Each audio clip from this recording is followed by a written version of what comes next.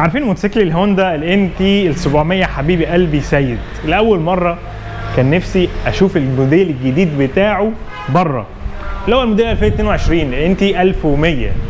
فالنهارده الحمد لله يعني احنا السوق عندنا بيتطور، واحنا دلوقتي في توب جير ونوريكم الهوندا الان تي ال 1100 موديل 2022 لاول مره في مصر. تعالوا اوريكم واحد من الموتوسيكلات اللي مفيش منه غير 3 بس في مصر. يا اهلا بيكم يا رجاله، عاملين ايه؟ لا النهارده اتكلمنا على حاجه من الحاجات الجديده اللي لسه نازله في السوق المصري، الهوندا الان تي ال 1100 الموديل 2022.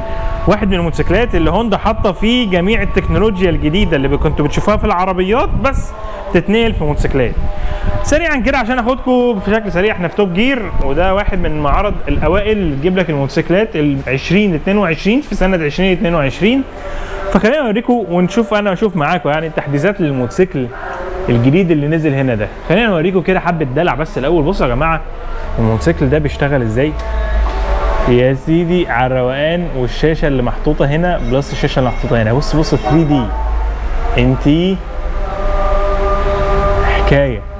استنى كده نشوف الشاشه بقى لما بتظهر.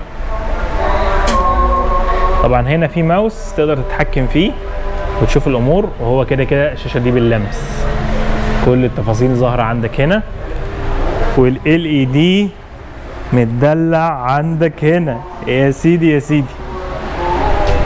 حكايه ما شاء الله تبارك الله.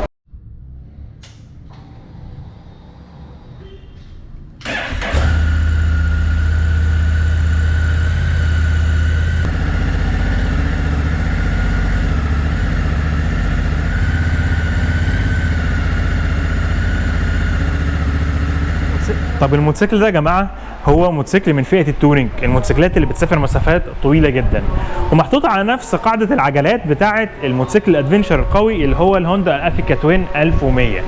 فالشاسيه بتاعه قوي جدا ومعمول ان هو يعني يتحمل الصدمات قوي، وفي نفس الوقت الشكل بتاعه شكل التورنج المريح جدا جدا جدا.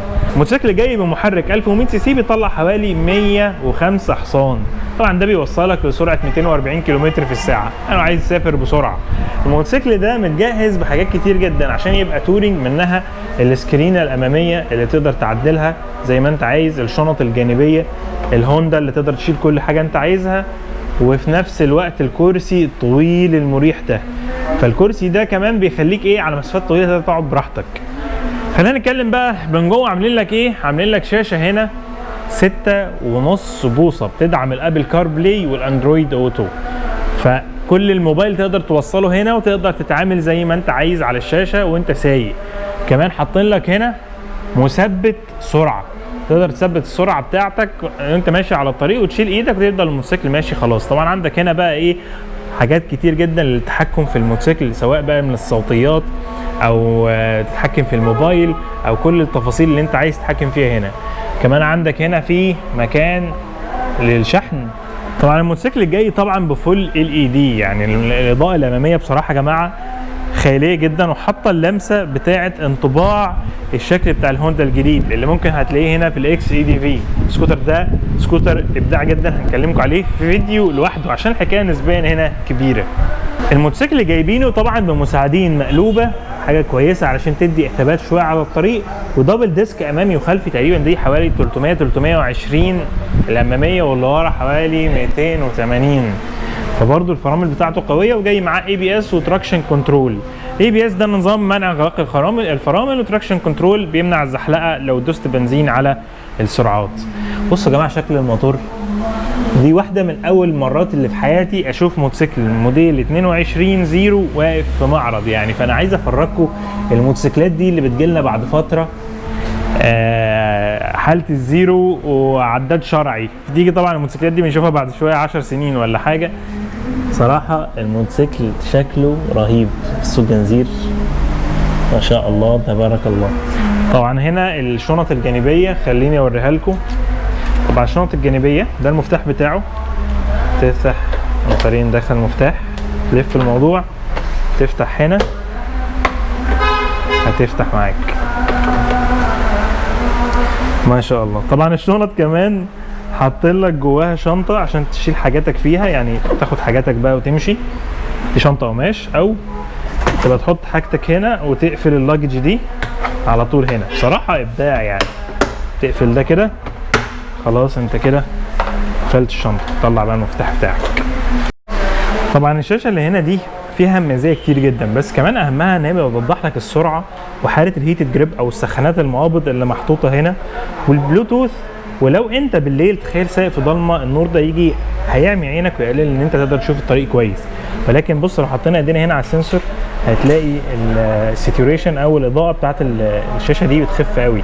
معرفش يبان في التصوير ولا لا، بس شايفين قلت خالص، يمكن ابتدت تبربش في الكاميرا. اول ما نشيل ايدينا بصوا هتبتدي اهي كده عليت، فبتعلى حتى وتتكيف اوتوماتيكلي مع عين البايكر اللي هو سايق، عشان لو سايق في حته ضلمه تبقاش عامله لك يعني ايه زي نور مشتتك على الطريق.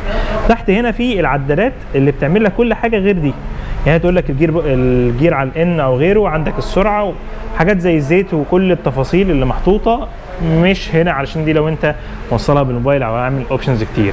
هنا حتى مثبت السرعه لو ضغطت عليه يظهر لك الصوره هنا، وهنا في انك تغير مثبت السرعه زي ما انت عايز. طبعا الموتوسيكل اللي محطوط عليه دي مساعدين شوا، اجدد اصدارات مساعدين شوا، ودي كانت يعني بيتكلموا عليها كتير ان هي بتدي اداء رهيب جدا وثبات على الطريق، وعالجت بعض الحاجات في المانوفرنج. لو انت مثلا نايل وجات لك زلطه ولا حاجه، احيانا ده بيدي خبطه للمساعد بتعمل انحراف على الطريق. عملوا كمان حاجه عشان تتفاعل المساعدين دول معاها، وهي الجزء بتاع الملفات. احيانا في الملفات لما بتدوس فرامل، المساعدين دول بيعملوا بعض الاختلال في التوازن. كل ده المساعدين حاولوا يخلوهم اقصى شويه بحبه تفاصيل كده، بحيث ان هو يعني يساعد معاك على الطريق. حاجات كتير جدا اتعملت في حبه التفاصيل اللي محطوطين جوه موتوسيكلات هوندا الجديده. طبعا اسعار الموتوسيكل ده تقدر تعرفها لما تدخل على الصفحه بتاعه توب جير الموجوده في اللينك تحت، تقدر تعرف كل التفاصيل والاسعار بتاعه الموتوسيكل ده. دي كانت تغطيه سريعه بنوريكم جديد من الموتوسيكلات، خصوصا تطور السوق المصري في الموتوسيكلات ال 2022 اللي بقت توصل، عشان لو حد عايز يهتم بالموتوسيكلات اللي زي دي.